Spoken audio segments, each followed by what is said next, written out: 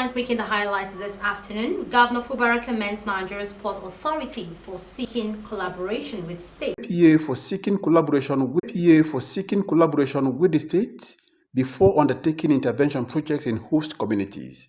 The governor will link insecurity to unemployment, promised to build a police station to address insecurity in the area, and warned encroachers on port's land to desist, directing the MPA to report specific cases for government actions. One thing that nobody can take away from this administration is its peaceful nature. This peaceful nature transcends to every other thing that happens in River State. Roll away community hustling, we can manage them. Very wonderful working relationship between the Ports Authority, the government, and the people of River State. Now that we have a full government, we'll talk to the local government. We understand that because of the nature of the road, a lot of things just go anyhow there. But once this road is properly put in place, other things will just on its own. So I assure you, we'll do the needful to make sure that these other things you saw will be put in place. In his address, the chairman of the board, Senator Adeyeye Adedayo, noted that Nigeria is blessed with several electoral states whose vast potentials can serve as veritable catalysts for economic growth. He reaffirmed the board's commitment to ensuring that the two ports in River State operate at optimal capacity, but appealed for the support of the state government in key areas. These include rehabilitating the port access roads, enhancing environmental cleanliness, ensuring trucks are parked off the roads to ease traffic congestion, and establishing a police post to address security concerns. Tamuno Barabi Iblubo, Rstv News.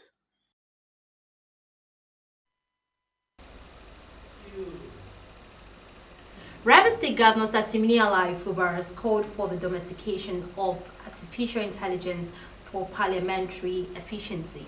He made the call at the opening of the second 2025 extraordinary session and seminar of the ECOWAS Parliament held in Port Harcourt. Justice Ihonwo completes the story.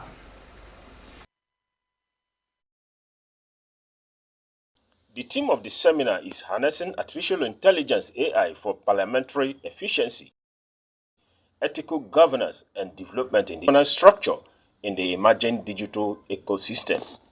According to him, such domestication will enable African parliamentarians navigate the delicate balance between embracing AI transformative potentials and preserving the human-centered values that anchor democratic governance, while pledging the state government's support for initiatives that position ECOWAS at the vanguard of responsible AI governance in the developing world. He noted that the framework that parliamentarians develop, the standards they establish, and the ethical principles they embed will determine whether AI becomes a tool of democratic empowerment or technological subjugation for future generations.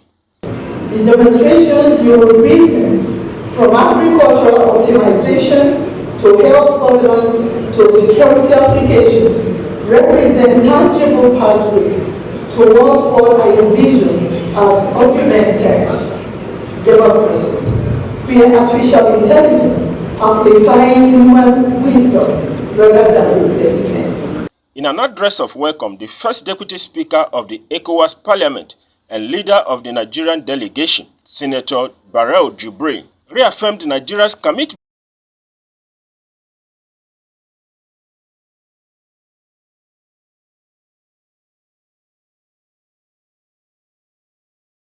It is a present reality reshaping governance, economies, and societies worldwide. There were also goodwill messages by the Pro-Chancellor of the University of Port Harcourt, Senator Mao Ohabunwa, Speaker of the River State House of Assembly, Right Honorable Martin Amehule, and the Minister of Foreign Affairs, Yusuf Tuga.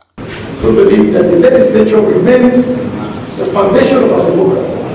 The legislature is key to any democracy anywhere in the world. The seminar was declared open by the Speaker of the ECOWAS Parliament, Right Honorable Hajia Memonato Ibrahima.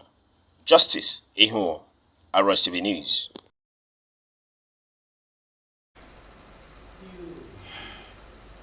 The Nigerian Union of Journalists (NUJ) Rstv Council has congratulated Governor Sasimina Fubara and his deputy, Professor Ngozi Odo, as they assume office after 6 months of emergency rule.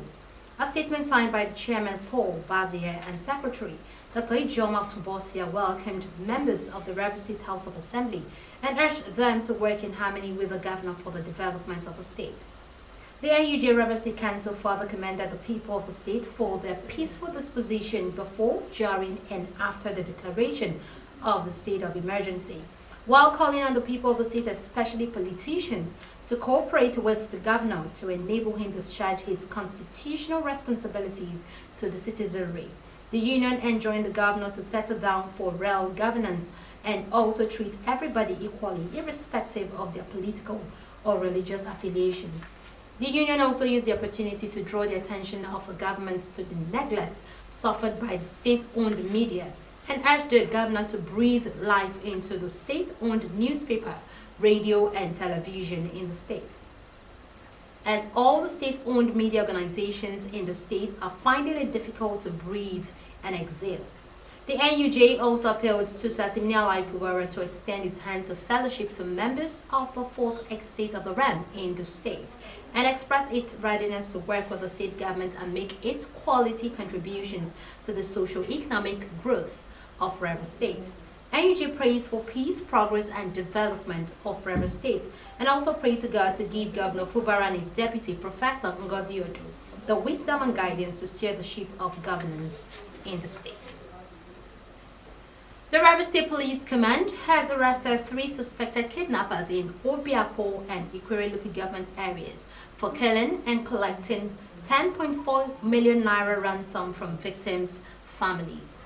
A statement signed by the Police Public Relations Officer SP Grace Iringe Koko named the suspects as Hassan Mohammed from Wadiga town in Mandagali, Adamawa State, Bello Abubakar from roundabout Maura, Sokoto State, and Yusuf Ahmed from Hazare local government area of Bauchi State. During interrogations, the suspects were said to have voluntarily confessed to their involvement in multiple kidnappings in the state. They kidnapped Onwoli Jude and Mwabweze Njekube on September 14, 2025 at School Road, Igrita, Atali, and collected a ransom of 6.9 million naira before killing Mwabweze Njekube. The father confessed to the kidnapping of Mercy Chinyeri on September 12, 2025 at the same location where they also collected a ransom of 3.5 million naira before releasing her. Several weapons were recovered from the suspects and said to be in police custody, while efforts were ongoing to apprehend other fleeing members of the syndicate.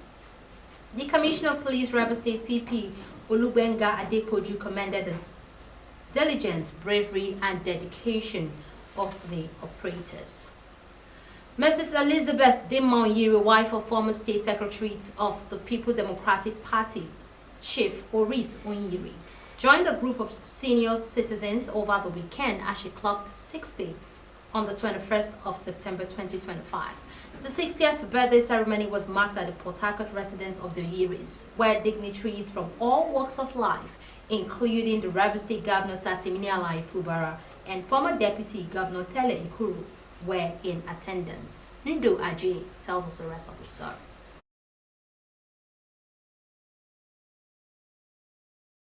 It was pomp and ceremony at the residence of the Onyiris as the celebrant, flanked by friends, relations, and well-wishers, danced to some soul-satisfying musical renditions by the Pope Obu Cultural Group.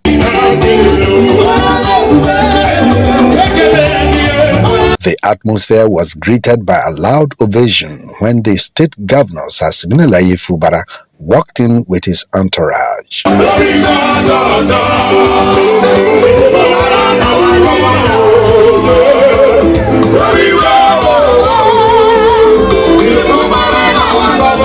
Speaking at the ceremony, relatives, friends, and colleagues extolled the sterling qualities of Mrs. Onyiri, describing her as a virtuous woman who supported her husband to achieve a successful family. They prayed that God will grant her many more years of celebrations in good health. A woman of charming personality, superb intelligence, noble gentility, exemplary morality, soft but outspoken, a uniqueness in dressing and in culture, a wonderful woman. And if she was not the type of woman she was, it's possible I wouldn't have been here. I also wouldn't have developed up to what I am. She's very industrious, she's hardworking, and she's always saving money. If there's an opportunity for my grandmother to save money, she must do it. I'd like to wish you many more years. President urged African nations to unite as a continental bloc to protect cobalt, lithium, graphite, gold and rare earth reserves, and to wield collective power in the global minerals supply chain. Highlighting Nigeria's commitment under its renewed hope agenda, President Tinubu painted a future where mineral wealth triggers industrial transformation across Africa. Former Attorney General of the Federation and Minister of Justice Abubakar Malami's son has confirmed honoring an invitation to the Department of State Services over the recent attack on his convoy in Kebbi State. A statement by his personal social media handle, Malami said the invitation was linked to the September 2025 assault on his person and convoy. He explained that the development was part of ongoing investigations triggered by petitions, including the one he had earlier submitted to the DSS over threats to his life.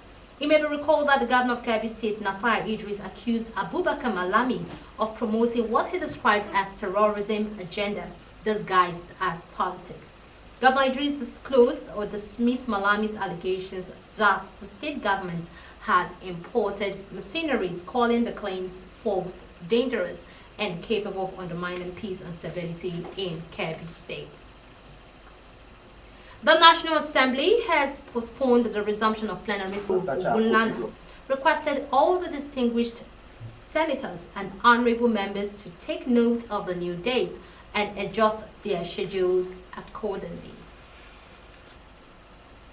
Meanwhile, the House of after the process would have a positive impact on all sectors of society. The Deputy Speaker, Benjamin Kalu, who also doubles as the chairman of the House Committee on Constitutional Amendment, pledged to make the process all-inclusive. In another development, the National Assembly has unsealed the office of Senator Natasha Akpoti-Uduaghan, located in Suite 2.05 of the Senate wing. The office was unsealed on Tuesday by the Deputy Director of the Sergeant-at-Arms, Alabi Adedeji, potentially paving the way for the